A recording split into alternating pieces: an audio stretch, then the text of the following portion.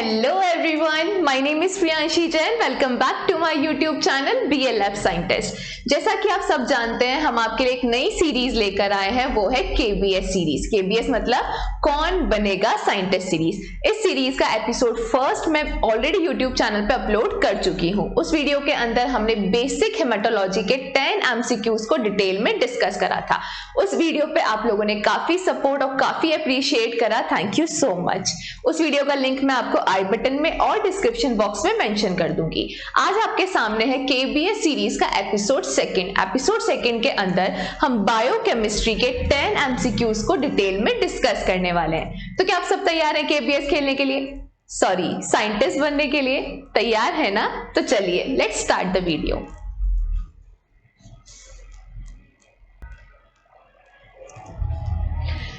आज जो हमारा टॉपिक रहेगा बायोकेमिस्ट्री के अंदर वो है कार्बोहाइड्रेट्स। तो एमसीक्यू स्टार्ट करने से पहले हम कुछ कार्बोहाइड्रेट्स के बेसिक टर्म्स को समझते हैं। देखिए आपके सामने वर्ड है कार्बोहाइड्रेट। इस कार्बोहाइड्रेट मॉलिक्यूल, इस कार्बोहाइड्रेट का मतलब हमें क्या समझ आ रहा है कि कार्बोहाइड्रेट एक ऐसा मॉलिक्यूल है जिसके अंदर कार्बन एटम प्रेजेंट है प्लस उसके अंदर हाइड्रेट का मतलब यहाँ पे क्या है, कोई वाटर मॉलिक्यूल प्रेजेंट है। तो सिंपली मैं कार्बोहाइड्रेट्स को क्या बोल सकती हूँ, कार्बोहाइड्रेट्स वो मॉलिक्यूल है कौन से, हाइड्रेट्स ऑफ कार्बन, जिसके अंदर हमें एक तो कार्बन मिलेगा प्लस हमें क्या मिलेगा, उसके अंदर वाटर का मॉलिक्यूल मिलेगा। अब अलग अलग कार्बोहाइड्रेट के अंदर अलग अलग क्या होंगे, नंबर ऑफ जो कार्बन आइटम्स हैं वो डिफरेंट होंगे।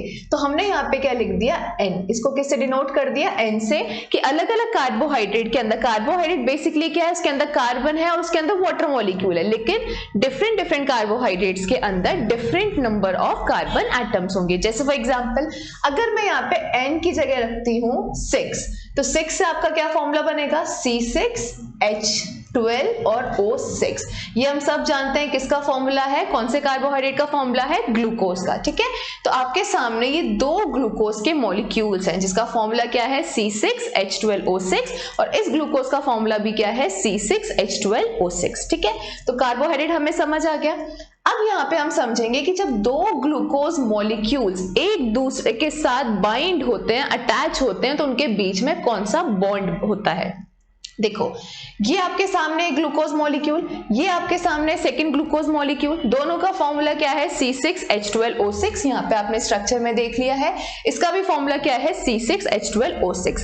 अब क्या हो रहा है, ये दोनों ग्लूकोज मॉलिक्यूल्स एक दूसरे के साथ बॉन्ड बना रहे हैं और एक दूसरे के साथ बाइंड हो रहे हैं। तो इनके बीच में कौन सा बॉन्ड बनता है, बेसिकली जब दो कार्बोहाइड्रेट की यूनिट्स एक दूसरे के साथ जुड़ती है तो इनका क्या होता है, डिहाइड्रेशन।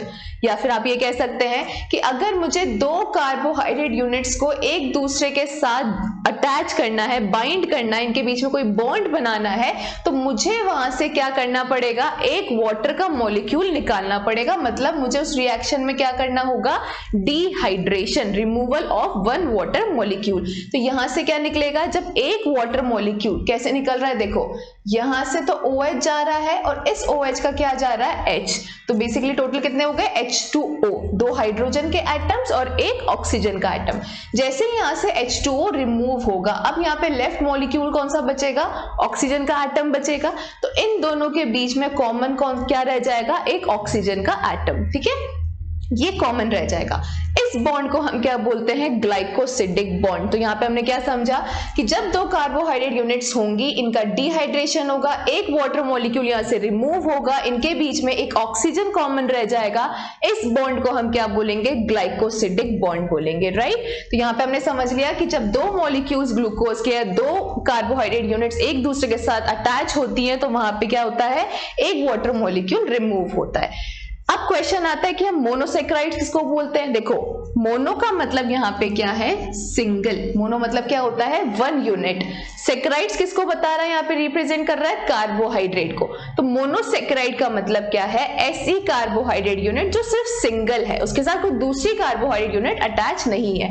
तो सिंगल कार्बोहाइड्रेट यूनिट को मैं क्या बोलूंगी, मोनोसेक्राइड। और मोनोसेक्राइड की दूसरी डेफिनेशन क्या होती है it is the smallest unit of carbohydrate, carbohydrate की सबसे छोटी यूनिट है, स्मॉलेस्ट यूनिट है, which can not be hydrolyse, जिसका हम हाइड्रोलाइज नहीं कर सकते। इसका मतलब आप इसका हाइड्रोलाइज तो नहीं कर सकते। देखो यहाँ पे क्या हो रहा है, जब दो मोनोसेक्राइड यूनिट्स एक दूसरे के साथ, इसको मैं एक मोनोसेक्राइड यूनिट बोलूंगी क्योंकि ये सिंगल यूनिट है कार्बोहाइड्रेट की, ये ग्लूकोज मॉलिक्यूल भी सिंगल यूनिट है कार्बोहाइड्रेट की, तो ये दोनों क्या हुए मेरे लिए मोनोसेक्राइड्स। जब दो मोनोसेक्राइड्स एक दूसरे के साथ बाइंड होते हैं, एक H2O मॉलिक्यूल रिमूव होता है, तो दोनों एक दूसरे के साथ जुड़ जाते हैं। जुड़ने के बाद अब मैं इसको क्या बोलूंगी, डाइसेक्राइड यूनिट। डाइसेक्राइड यूनिट का मतलब क्या है, ऐसा कार्बोहाइड्रेट जिसके अंदर दो कार्बोहाइड्रेट यूनिट्स हैं, जिसके अंदर दो मोनोसेक्राइड्स हैं।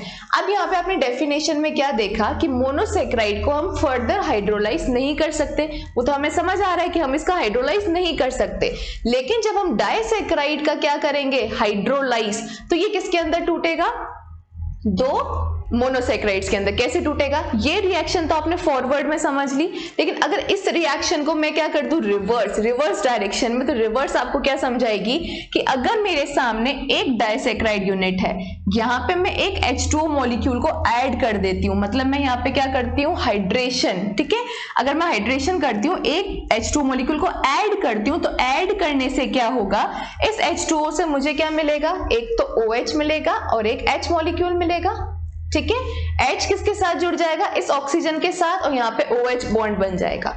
ये वाला जो OH है वो कहाँ जुड़ जाएगा, इसके साथ, और यहाँ पे OH बॉन्ड लग जाएगा, ठीक है। जैसे ये रिएक्शन होगी, दो आपके मोनोसेक्राइड सामने आ जाएंगे। तो यहाँ पे आपको डाइसेक्राइड क्या बताएगा कि जब डाइसेक्राइड का हम हाइड्रोलाइज करेंगे तो हमें दो मोनोसेक्राइड यूनिट्स मिलेंगी, राइट। तो डाइसेक्राइड बेसिकली क्या है, जिसके अंदर दो मोनोसेक्राइड यूनिट्स होती है। नेक्स्ट आता है हमारा ओलिगोसेक्राइड। क्या है ओलिगोसेक्राइड, क्या होता है, ऐसा मॉलिक्यूल जिसके अंदर 3 to 10 यूनिट्स ऑफ मोनोसेक्राइड्स होती है। मोनोसेक्राइड्स की 3 से 10 यूनिट होगी तो मैं उसको ओलिगोसेक्राइड बोलूंगी। अगर मोनोसेक्राइड की उसके अंदर सिर्फ 2 यूनिट होंगी तो मैं उसको डाइसेक्राइड बोलूंगी।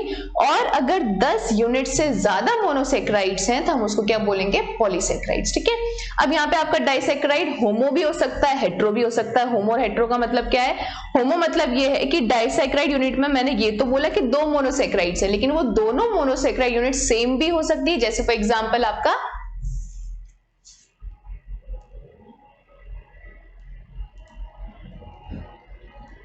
हेट्रो का एग्जाम्पल है हमारा सुक्रोज।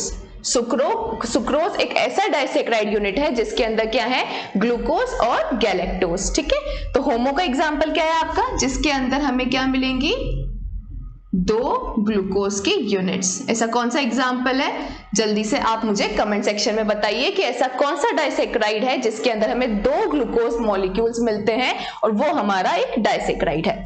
ओलिगोसेक्राइड में क्या मिलेंगे, 3 to 10। अब ओलिगोसेक्राइड भी हमारा होमो भी हो सकता है और हेट्रो भी हो सकता है। सिमिलरली पॉलीसेक्राइड हमारा होमो भी हो सकता है और हेट्रो भी हो सकता है। तो ये तो हमने डिस्कस कर लिया बेसिक टर्म्स ऑफ कार्बोहाइड्रेट। अब नेक्स्ट हम डिस्कस करेंगे कार्बोहाइड्रेट्स के एमसीक्यूज। मेरे सामने है केबीएस का फर्स्ट क्वेश्चन नंबर फर्स्ट क्या पूछ रहा है हमसे, अ होमोपॉलीसेक्राइड मेड अप ऑफ फ्रक्टोज। देखिए सबसे पहले हम क्वेश्चन को समझते हैं। क्वेश्चन मुझसे ये पूछ रहा है कि मुझे एक होमोपॉलीसेक्राइड बताओ जो फ्रक्टोज से मिलकर बना है। अब होमोपॉलीसेक्राइड क्या है ये हम समझ चुके हैं। पॉलीसेक्राइड का मतलब क्या है, ये वो मॉलिक्यूल है जिसके अंदर more than 10 carbohydrate units present हैं, ये हमें क्लियर हुआ। और वो कार्बोहाइड्रेट यूनिट्स जो मोर देन 10 मतलब 10 से ज्यादा कार्बोहाइड्रेट यूनिट्स प्रेजेंट हैं और वो सारी कार्बोहाइड्रेट यूनिट्स क्या है, एकदम सेम है, ठीक है।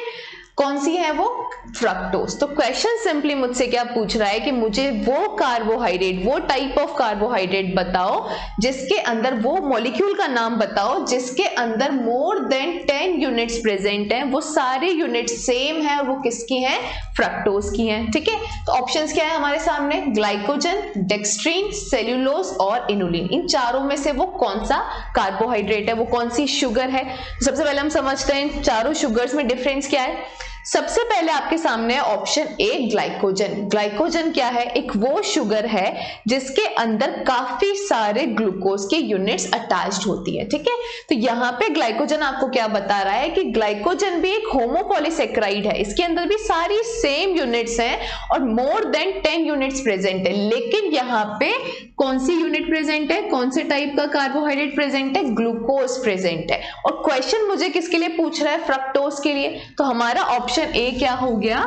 रॉन्ग, ए ऑप्शन नहीं है। सेकंड ऑप्शन है डेक्स्ट्रीन। डेक्स्ट्रीन को भी आप देखोगे तो उसके अंदर काफी सारे क्या होते हैं? ग्लूकोज की यूनिट्स अटैच्ड होती हैं। ये भी एक होमोपॉलीसेकेराइड है लेकिन इसमें भी क्या है? सारी ही ग्लूकोज के यूनिट्स हैं। तो ऑप्शन बी भी मेरा क्या हो जाएगा? रॉन्ग। ऑप्शन सी पे मैं आऊंगी। ऑप्शन सी क्या है? सेल्यूलोज। इसके अंदर भी क्या होती है? काफी सारी ग्लूकोज की यूनिट्स अटैच्ड होती हैं। तो ऑप्शन सी भी मेरा क्या हो जाएगा? रॉन्ग। अब आते हैं हम ऑप्शन डी पे। ऑप्शन डी क्या है आपके सामने? इनुलिन। इनुलिन वो शुगर है जिसके अंदर काफी सारे फ्रक्टोज के यूनिट्स, काफी सारे मतलब मोर देन 10 यूनिट्स क्या होती हैं इसके अंदर अटैच्ड होती हैं। ये एक होमोपॉलीसेकेराइड है और इस होमोपॉलीसेकेराइड में कौन सा शुगर होता है? फ्रक्टोज। कौन सा कार्बोहाइड्रेट होता है? फ्रक्टोज, ठीक है। तो ऑप्शन डी मेरा क्या हो जाएगा? करेक्ट, क्योंकि ऑप्शन ही क्वेश्चन ही मुझे क्या पूछ रहा है? ऐसा होमोपॉलीसेकेराइड बताओ जिसके अंदर क्या हो? सारी ही यूनिट्स किसकी हो? फ्रक्टोज की हो, ठीक है। इन तीनों में सिमिलैरिटी क्या है कि तीनों में ही क्या प्रेजेंट है? ग्लूकोज यूनिट्स प्रेजेंट है। तीनों ही होमोपॉलीसेकेराइड है लेकिन क्या है? ग्लूकोज प्रेजेंट है। इन तीनों में डिफरेंस क्या होता है? देखो, ग्लाइकोजन जो है ना वो स्टोरेज फॉर्म है ग्लूकोज की। काफी सारे ग्लूकोज एक दूसरे के साथ अटैच्ड होते हैं और हम ये भी समझ चुके हैं कि ये अटैच कैसे होंगे, इनके बीच में कौन सा बॉन्ड बनेगा? H2O मॉलिक्यूल रिमूव होगा, उसका डिहाइड्रेशन होगा, H2O मॉलिक्यूल रिमूव हुआ और इनके बीच में कौन सा बॉन्ड बना? Glycosidic bond. तो यहाँ पे ये दोनों किससे अटैच्ड है? ग्लाइकोसिडिक बॉन्ड से। ये ग्लूकोज इस ग्लूकोज से किससे अटैच्ड है? ग्लाइकोसिडिक बॉन्ड से। तो ये यूनिट्स एक दूसरे से अटैच होती जाती है किस बॉन्ड से? ग्लाइकोसिडिक बॉन्ड से, ठीक है। लेकिन ह्यूमंस के अंदर जब ग्लूकोज स्टोर होता है ना तो काफी सारे ग्लूकोज एक दूसरे के साथ अटैच्ड होते हैं, एक ग्रुप बनाते हैं, उस ग्रुप को हम क्या बोलते हैं? ग्लाइकोजन, ठीक है। और यही डिफरेंस हम देखें इससे तो सेल्यूलोज क्या होता है? जब प्लांट्स के अंदर ग्लूकोज स्टोर होता है तो वो किस रूप में होता है, किस फॉर्म में होता है, उसे हम बोलते हैं सेल्यूलोज। तो ये इन दोनों में डिफरेंस हुआ। अब डेक्स्ट्रीन और ग्लाइकोजन के अंदर डिफरेंस क्या होता है? जैसे फॉर एग्जांपल मैंने फूड में क्या लिया? ग्लाइकोजन, स्टोरेज फॉर्म ली, ग्लाइकोजन लिया, मैंने उसको डाइजेस्ट करा। अब जब ग्लाइकोजन टूटता है ना तो उसकी जो स्मॉल यूनिट होती है उससे मैं क्या बोलती हूँ? डेक्स्ट्रीन। जैसे फॉर एग्जांपल इस ग्लाइकोजन में आपके कितने मॉलिक्यूल्स हैं? टोटल ये मान लो 8 मॉलिक्यूल्स हैं, मतलब 8 ग्लूकोज एक दूसरे के 8 नहीं, यहाँ पे हम पॉलीसेकेराइड की बात कर रहे हैं तो हमने बोला कि इसके अंदर कितने यूनिट्स हैं? 15 ग्लूकोज जुड़े हुए हैं, लेकिन ज्यादा होते हैं, 100 से 1000 तक होते हैं। लेकिन यहाँ पे एग्जांपल के मैं बता रही हूँ कि ग्लाइकोजन में 15 ग्लूकोज मॉलिक्यूल्स एक दूसरे के साथ जुड़े हैं। तो मैं डेक्स्ट्रीन किसको बोलूंगी? इस 15 में से जब मैंने इसको डाइजेस्ट करा, मैंने 4 ग्लूकोज के मॉलिक्यूल्स ले लिए तो कितने बचे लेफ्ट? 11 मॉलिक्यूल्स बचे। तो जब 11, अब इसको क्या बोलूंगी मैं? डेक्स्ट्रीन। तो बेसिकली डेक्स्ट्रीन क्या है? स्मॉल यूनिट है किसकी? ग्लाइकोजन की। तो फर्स्ट क्वेश्चन में हमने ये देख लिया कि क्वेश्चन फर्स्ट का जो करेक्ट आंसर है वो कौन सा होगा? इनुलिन, जो कि एक होमोपॉलीसेकेराइड है और किसका मिलकर बना है? ये फ्रक्टोज का। बेसिकली जो इनुलिन होता है ना वो हमारे काफी फ्रूट्स में मिलता है, जैसे बनाना में, अनियन में, गार्लिक में, व्हीट में भी मिलता है। बट ये इनुलिन क्या होता है? किसका होमोपॉलीसेकेराइड होता है? फ्रक्टोज का। चलिए नेक्स्ट है हमारे सामने question number second. Question number second हमसे क्या पूछ रहा है? The general formula of monosaccharide is. आपसे ये पूछ रहा है कि मोनोसेकेराइड का जनरल फॉर्मूला बताइए। सबसे पहले फॉर्मूला देखने से पहले, ऑप्शन देखने से पहले हम देखते हैं मोनोसेकेराइड का मतलब क्या है। मोनोसेकेराइड को हम ऑलरेडी डिस्कस कर चुके हैं। मोनोसेकेराइड का मतलब क्या है? मोनो मतलब सिंगल, सेकेराइड मतलब कार्बोहाइड्रेट यूनिट। तो मोनोसेकेराइड में उस मॉलिक्यूल को बोलूंगी जिसके अंदर कार्बोहाइड्रेट की सिंगल यूनिट मतलब ओनली 1 यूनिट प्रेजेंट होगी, ठीक है। अब हम कार्बोहाइड्रेट किसको बोल रहे हैं? ऐसा मॉलिक्यूल जिसके अंदर कार्बन प्रेजेंट है और जिसके अंदर वाटर मॉलिक्यूल प्रेजेंट है, उसको हम क्या बोल रहे हैं? कार्बोहाइड्रेट। उसके अंदर कार्बन भी प्रेजेंट है और उसके अंदर वाटर मॉलिक्यूल भी प्रेजेंट है। अब अलग अलग कार्बोहाइड्रेट या अलग अलग मोनोसेकेराइड्स के अंदर जो ये नंबर ऑफ कार्बन एटम्स है वो डिफरेंट हो सकते हैं। तो हमने यहाँ पे क्या ऐड कर दिया कि अलग अलग कार्बोहाइड्रेट्स के अंदर, डिफरेंट मोनोसेकेराइड्स के अंदर जो carbon, number of carbon atoms है वो डिफरेंट हो सकते हैं। सिमिलरली जो number of H2O water molecule हैं वो भी क्या हो सकते हैं, अलग अलग हो सकते हैं। तो हमने वहां पे n नंबर मतलब n यहाँ पे क्या है, number of carbon atoms different हो सकते हैं, ठीक है। तो आपके सामने फॉर्मूला आ गया। फॉर्मूला क्या हो रहा है आपका, CnH2ON। तो मोनोसेक्राइड का जो जनरल फॉर्मूला है वो क्या है हमारा, ऑप्शन ए। ऑप्शन ए या फिर जनरल फॉर्मूला इस तरीके से भी आ सकता है। अगर मैं इस ब्रैकेट को ओपन करती हूँ तो क्या आएगा, कार्बन के पास में तो क्या आएगा n, ठीक है। जैसे हम ब्रैकेट ओपन करेंगे तो H2N हो जाएगा और ON हो जाएगा। तो आपके सामने इस तरीके से भी फॉर्मूला आ सकता है और ऑप्शन आपका CnH2N और ON भी आ सकता है। ये दोनों ही ऑप्शंस क्या हैं, करेक्ट है। तो यहाँ पे सेकंड ऑप्शन का हमारा जो करेक्ट ऑप्शन, सेकंड क्वेश्चन का जो हमारा करेक्ट ऑप्शन है वो कौन सा होगा, ऑप्शन ए। चलिए नेक्स्ट है हमारे सामने question number third. Question number third हमसे क्या पूछ रहा है, अब पेंटो शुगर इज, इन चारों में से आपको पेंटो शुगर बतानी है। अब हम समझते हैं पेंटो शुगर का मतलब क्या है। देखो अभी तक हमने कहानी क्या समझ ली है, मोनोसेक्राइड की कहानी हमें समझ आ चुकी है। मोनोसेक्राइड हम किसको बोलूंगी, ऐसी यूनिट जिसके अंदर एक कार्बोहाइड्रेट मॉलिक्यूल प्रेजेंट है, उसको मैं बोलूंगी मोनोसेक्राइड, ठीक है। फिर सेकंड हमने क्या समझा था कि मोनोसेक्राइड्स के अंदर नंबर ऑफ कार्बन एटम्स अलग अलग हो सकते हैं। जैसे फॉर एग्जांपल किसी में नंबर ऑफ कार्बन एटम्स 3 हो सकते हैं, किसी मोनोसेक्राइड, यहाँ पे बात मोनोसेक्राइड की हो रही है कि किसी मोनोसेक्राइड के अंदर नंबर ऑफ कार्बन एटम्स 3 हो सकते हैं, नंबर ऑफ कार्बन एटम्स 4 हो सकते हैं, नंबर ऑफ कार्बन एटम्स 5 हो सकते हैं या फिर 6 हो सकते हैं। ऐसी क्लासिफिकेशन होता है मोनोसेक्राइड का। मोनोसेक्राइड को जो क्लासिफाई करा जाता है ना वो किस पे डिपेंड करता है, नंबर ऑफ कार्बन एटम्स पर, ठीक है। अब अगर उसमें नंबर ऑफ कार्बन एटम किसके अंदर, मोनोसेक्राइड, अगर मोनोसेक्राइड के अंदर नंबर ऑफ कार्बन एटम कितने हैं 3, तो उसका जेनेरिक नेम क्या होगा, ट्रायोस। ऐसे मोनोसेक्राइड को मैं क्या बोलूंगी, ट्रायोस। अगर उसके अंदर कार्बन एटम कितने हैं 4, तो हम उसको क्या बोलूंगी, टेट्रोस। अगर उसके अंदर कार्बन नंबर कितने हैं 5, तो हम उसको बोलेंगे पेंटोस। अगर है कार्बन नंबर 6 तो हम उसको क्या बोलेंगे, हेक्सोस। तो यहां तक कहानी समझ आ गई कि मोनोसेक्राइड एक ऐसी यूनिट है जिसका मैं हाइड्रोलाइसिस नहीं कर सकती, उसके अंदर मैं H2O को जोड़कर उसको नहीं तोड़ सकती। कार्बन की वो सबसे स्मॉलेस्ट यूनिट है, लेकिन मोनोसेक्राइड के अंदर जो carbon, number of carbon atoms हैं वो अलग अलग हो सकते हैं। 3 हो सकते हैं, 4 हो सकते हैं, 5 हो सकते हैं, 6 हो सकते हैं, ठीक है। यहां तक की कहानी हमें समझ आ चुकी है। अगर उसके अंदर नंबर ऑफ कार्बन आइटम्स 3 हैं तो उसका जनरल फॉर्मूला क्या होगा, C6H6O6O3। कैसे आया, अभी आपने देखा था कि जो मोनोसेक्राइड का जनरल फॉर्मूला है वो क्या है, CnH2ON, ये है इसका जनरल फॉर्मूला, ठीक है।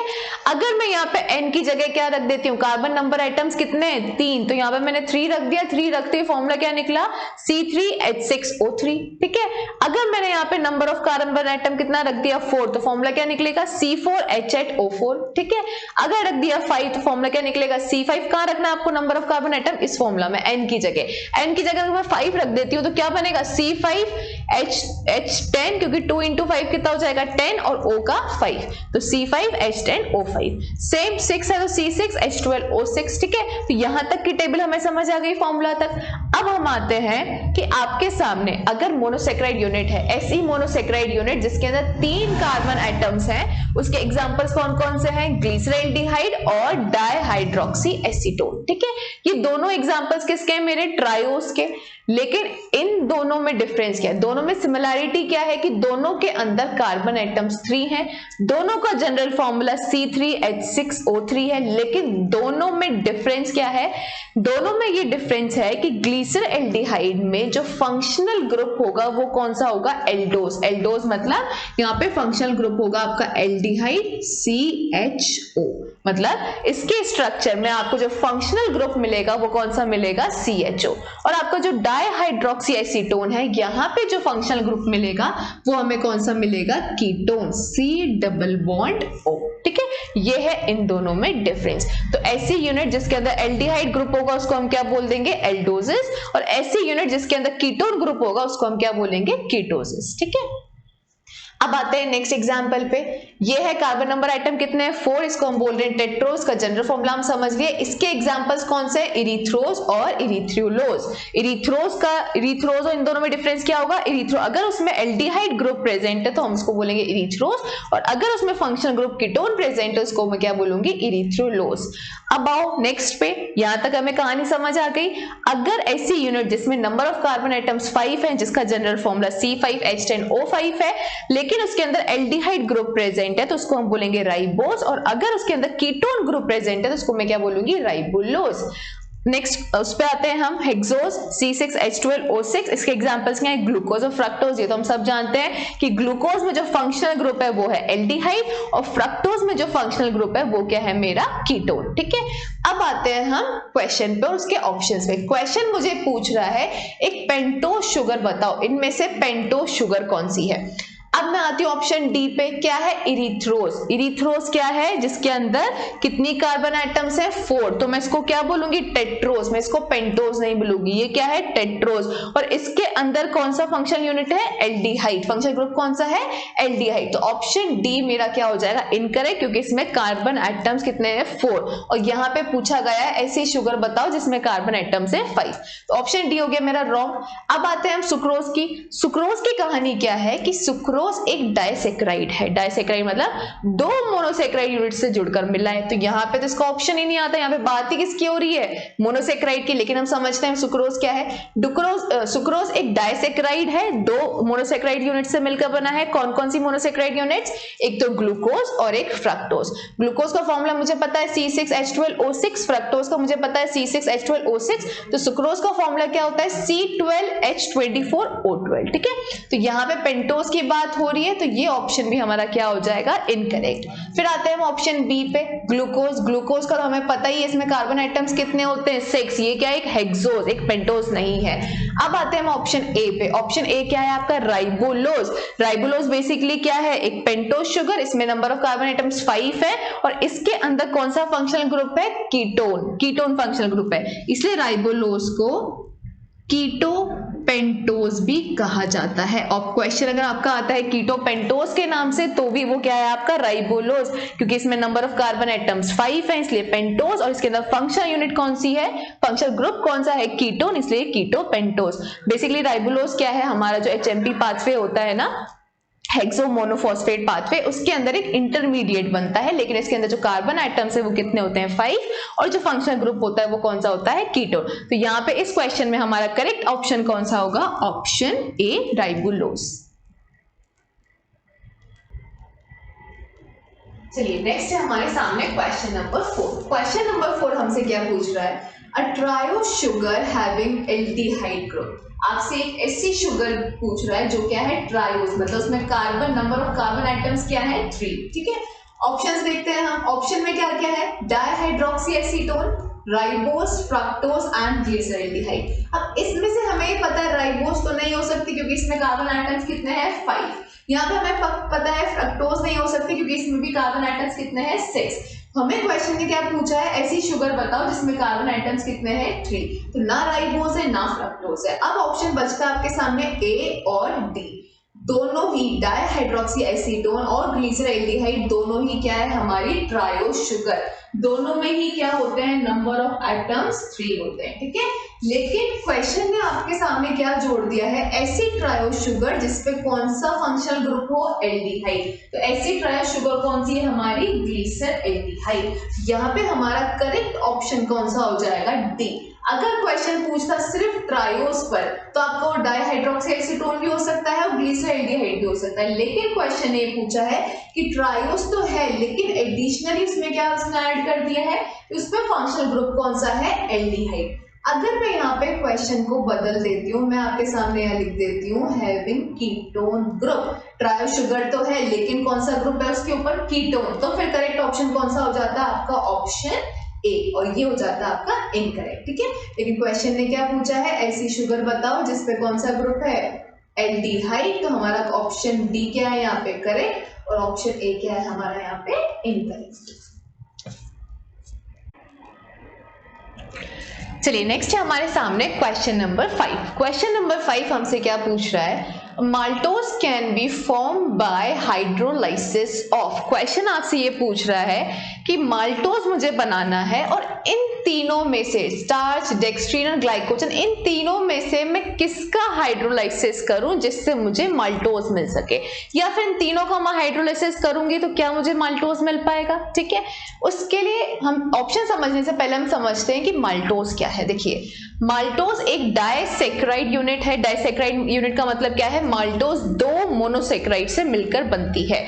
कौन कौन सी मोनोसैकेराइड्स, मतलब दो ग्लूकोज के मॉलिक्यूल्स एक दूसरे के साथ बाइंड होंगे, अटैच होंगे और आपको क्या मिलेगा, एक माल्टोज मिलेगा। तो बेसिकली माल्टोज क्या, एक डाइसैकेराइड, और कैसी डाइसैकेराइड, होमोडाइसैकेराइड, क्योंकि इसके अंदर दोनों ही मोनोसैकेराइड यूनिट्स क्या है, सेम है, दोनों ही क्या है, ग्लूकोज। मैंने स्टार्टिंग में आपसे एग्जांपल पूछा था होमोडाइसैकेराइड का, तो उसका एग्जांपल क्या है हमारा, माल्टोज, जिसके अंदर दोनों ही क्या होती है, ग्लूकोज की यूनिट्स होती हैं। ठीक है, अब क्वेश्चन मुझसे ये पूछ रहा है कि इन तीनों में से मैं किसका हाइड्रोलाइसिस करूं जिससे मुझे माल्टोज मिल सके।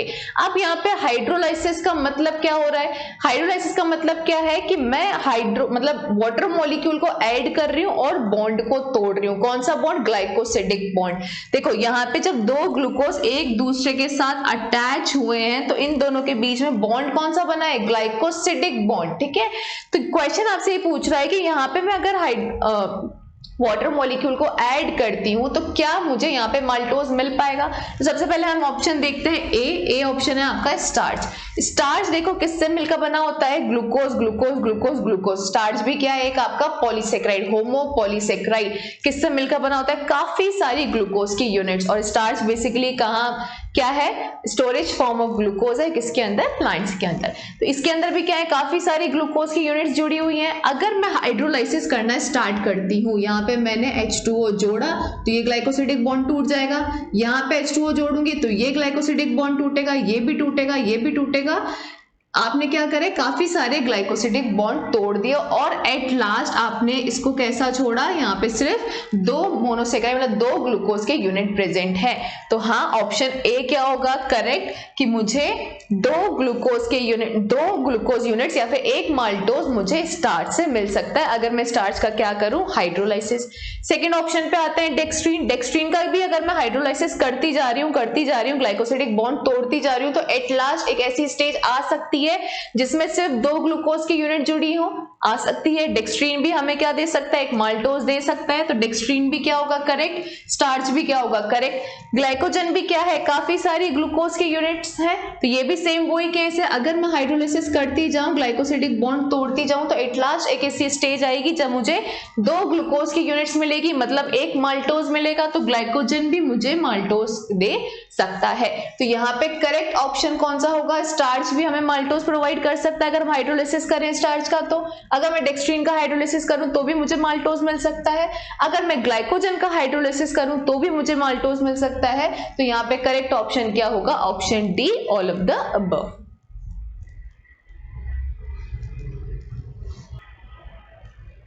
नेक्स्ट हमारे सामने क्वेश्चन नंबर 6। क्वेश्चन नंबर 6 हमसे क्या पूछ रहा है, a carbohydrate found in DNA is. DNA में जो कार्बोहाइड्रेट मिलता है, डीएनए में जो शुगर मिलती है वो कौन सी है, राइबोस है, डीऑक्सीराइबोस है, या फिर राइबोलोज है, या फिर ऑल ऑफ द अबव, तीनों ही मिलती हैं। ठीक है, करेक्ट ऑप्शन कौन सा है, देखो हमें पता है दो जेनेटिक मटेरियल नाम हमने सुने हैं, आरएनए और डीएनए।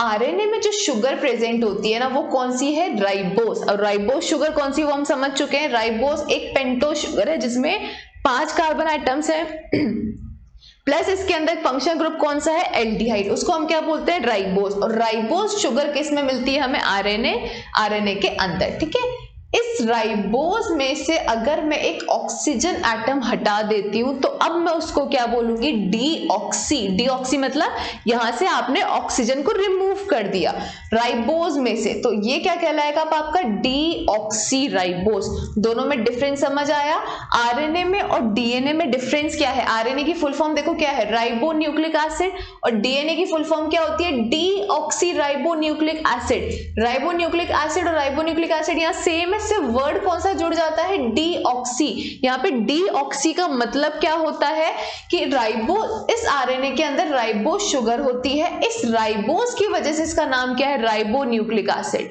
और राइबोज में से अगर मैं एक ऑक्सीजन एटम हटा दूं तो मैं उसको क्या बोलूंगी, डीऑक्सी। राइबोज में से एक ऑक्सीजन हटा दिया तो हमने इसको क्या बोला, डीऑक्सी राइबोज। और यही शुगर हमारी किस में प्रेजेंट होती है, डीएनए में, और इसलिए डीएनए का नाम क्या है, डीऑक्सी राइबोज न्यूक्लिक एसिड। तो यहाँ पे हमारा करेक्ट ऑप्शन कौन सा हो जाएगा, option B, deoxyribose. Next है हमारे सामने क्वेश्चन नंबर 7। क्वेश्चन नंबर 7 मुझसे क्या पूछ रहा है, fructose is present in hydrolysate of. Question आपसे ये पूछ रहा है कि अगर मैं सुक्रोज का हाइड्रोलिसिस करूं तो क्या मुझे फ्रक्टोज मिलेगा, अगर मैं इनुलिन का हाइड्रोलिसिस करूं तो क्या मुझे फ्रक्टोज मिलेगा। ठीक है, दो ऑप्शंस इसने दिए हैं, सुक्रोज और इनुलिन। चलिए देखते हैं। सुक्रोज हमें पता है कि एक डाइसेक्राइड यूनिट है जिसके अंदर दो मॉलिक्यूल्स हैं, किस किस के, एक तो फ्रक्टोज का और एक ग्लूकोज का। इनुलिन क्या है, एक होमोपॉलीसेक्राइड है जिसके अंदर काफी सारे फ्रक्टोज के क्या हैं, यूनिट्स हैं। ठीक है, अगर मैंने सुक्रोज का क्या करा, हाइड्रोलिसिस, क्वेश्चन ये क्या पूछ रहा है, आपको हाइड्रोलिसिस करनी है और ये बताना है कि क्या सुक्रोज और इनुलिन मुझे फ्रक्टोज दे सकता है। तो अगर मैं सुक्रोज का क्या करूं, हाइड्रोलिसिस, हाइड्रोलिसिस क्या है कि अगर मैं यहाँ पे वाटर मॉलिक्यूल को ऐड करूं और इसके बीच का जो ग्लाइकोसिडिक बॉन्ड है उसको तोड़ दूं तो क्या मुझे फ्रक्टोज मिल रहा है, हाँ मुझे फ्रक्टोज मिल रहा है।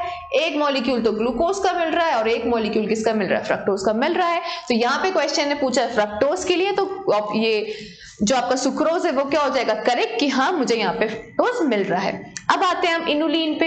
इनुलिन क्या है, एक होमोपॉलीसेक्राइड, काफी सारे फ्रक्टोज से मिलकर बना है। तो अगर मैं इसका हाइड्रोलिसिस करूं, मैंने इसका हाइड्रोलिसिस करा, इसका फ्रक्टोज से हाइड्रोलिसिस करा, यहाँ पे मैंने हाइड्रोलिसिस कर दिया, तो इनुलिन भी मुझे फाइनली क्या दे सकता है, फ्रक्टोज मॉलिक्यूल दे सकता है। तो सुक्रोज भी करेक्ट है और इनुलिन भी करेक्ट है। अब हम कौन सा करेक्ट ऑप्शन करें, तो हमने देखा ऑप्शन सी। ऑप्शन सी मुझे क्या बोल रहा है, बोथ ए एंड बी, इसलिए हमारा सारा ऑप्शन देखना कंपलसरी होता है क्योंकि हमें सुक्रोज भी फ्रक्टोज दे रहा है, इनुलिन भी दे रहा है, हमारे लिए तो ऑप्शन ए और ऑप्शन बी दोनों ही करेक्ट है। तो यहाँ पे ऑप्शन सी मुझे क्या दे रहा है, ऑप्शन कि आप ऑप्शन ए भी ले सकते हो, ऑप्शन बी को भी ले सकते हो। तो मैंने कौन सा ऑप्शन लिया, यहाँ पे करेक्ट कौन सा ऑप्शन होगा, ऑप्शन सी। नेक्स्ट है हमारे सामने क्वेश्चन नंबर 8। क्वेश्चन नंबर 8 बहुत सिंपल है, क्या पूछ रहा है आपसे कि चारों ऑप्शन में से राइबोलोज के लिए करेक्ट ऑप्शन कौन सा होगा। ठीक है, एक एक ऑप्शन को समझते हैं। देखो इसको आपको क्या करना है, कीटो टेट्रोज आपको क्या बता रहा है कि कीटो यहाँ पे आपको बता रहा है कि यहाँ पे जो फंक्शनल ग्रुप है इस कार्बोहाइड्रेट में, जो फंक्शनल ग्रुप है वो क्या है, कीटोन है। और number of carbon atoms tetrose क्या बता रहा है आपको, 4 है। इसका एग्जाम्पल क्या है आपका, इरिथ्रोलोज। ठीक है, ये हम डिस्कस कर चुके हैं। यहाँ पे ऑप्शन बी आपको क्या बता रहा है, एल्डोटेट्रोज। एल्डोटेट्रोज आपको क्या बता रहा है कि यहाँ पे फंक्शनल ग्रुप क्या है, एल्डिहाइड, और नंबर ऑफ कार्बन एटम्स क्या है, 4। इसका एग्जांपल है इरिथ्रोज। नेक्स्ट है आपका ऑप्शन सी। ऑप्शन सी आपको क्या बता रहा है, कीटो पेंटोज। कीटो आपको यहाँ क्या बता रहा है कि फंक्शनल ग्रुप कीटोन है और नंबर ऑफ कार्बन एटम्स 5 है। उसका एग्जाम्पल क्या है हमारा, राइबोलोज। ऑप्शन डी है आपका एल्डोपेंटोज। ये आपको क्या बता रहा है कि फंक्शनल ग्रुप है एल्डिहाइड और पेंटोज आपको बता रहा है कि नंबर ऑफ कार्बन एटम्स है 5। क्वेश्चन मुझे किस पर पूछा गया है कि राइबोलोज इन चारों ऑप्शंस में से कौन सी है। तो कौन सी है राइबोलोज, हमारी ऑप्शन सी, जिसके अंदर नंबर ऑफ कार्बन एटम्स कितने होते हैं, 5, और फंक्शनल ग्रुप कौन सा होता है, कीटोन। इसलिए यहाँ पे करेक्ट ऑप्शन है, राइबोलोज को हम कीटोपेंटोज भी बोलते हैं। तो यहाँ पे करेक्ट ऑप्शन होगा आपका ऑप्शन सी। नेक्स्ट है हमारा क्वेश्चन नंबर 9। क्वेश्चन नंबर 9 हमसे क्या पूछ रहा है, एक डाइसेक्राइड यूनिट बताइए जो 2 ग्लूकोज यूनिट से मिलकर बनी है। इसका आंसर तो हमको पता ही है, इसका आंसर करेक्ट ऑप्शन कौन सा है, ऑप्शन बी, माल्टोज, क्योंकि माल्टोज 2 ग्लूकोज यूनिट से मिलकर बना होता है। अब करेक्ट तो हमें पता है, लेकिन हम ये समझते हैं कि बाकी के 3 इनकरेक्ट क्यों है। देखो ऑप्शन ए क्या है, सुक्रोज। सुक्रोज भी क्या है, एक डाइसेक्राइड यूनिट। इसमें भी 2 मोनोसेक्राइड्स यूनिट्स हैं, लेकिन दोनों ही मोनोसेक्राइड यूनिट्स क्या है, अलग अलग हैं। कौन सी, ग्लूकोज और फ्रक्टोज। इसलिए जो सुक्रोज है वो किसका एग्जाम्पल है आपका, हेट्रोडाइसेक्राइड का, क्योंकि इसके अंदर दो अलग अलग मोनोसेक्राइड यूनिट्स होती हैं, एक तो ग्लूकोज और एक फ्रक्टोज।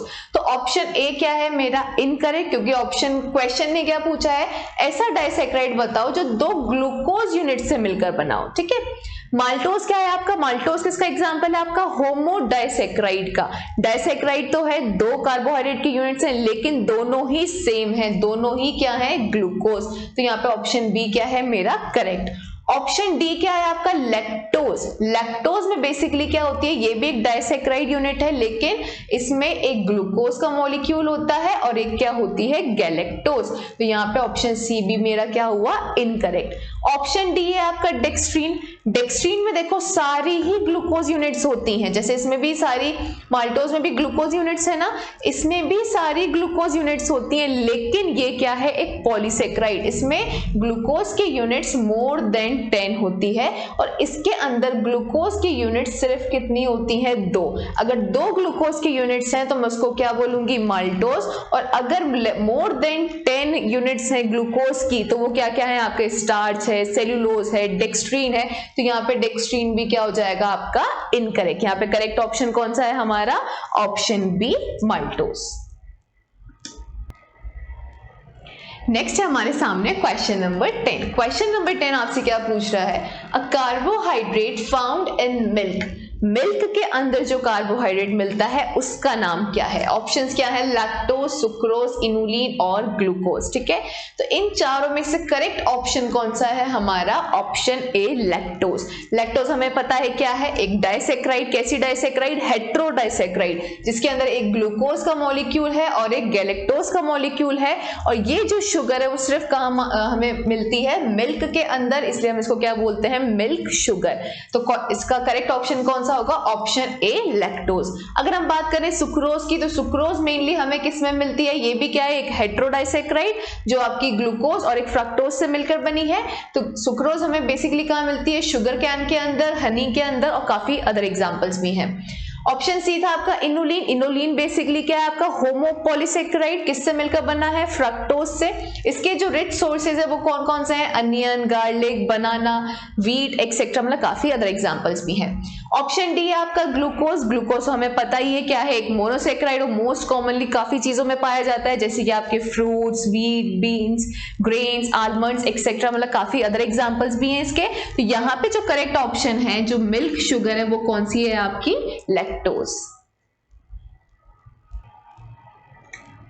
आज के इस वीडियो लेक्चर में हम लोगों ने बायोकेमिस्ट्री के कार्बोहाइड्रेट्स टॉपिक के 10 एमसीक्यूज को डिटेल में डिस्कस करा, सॉल्व करा।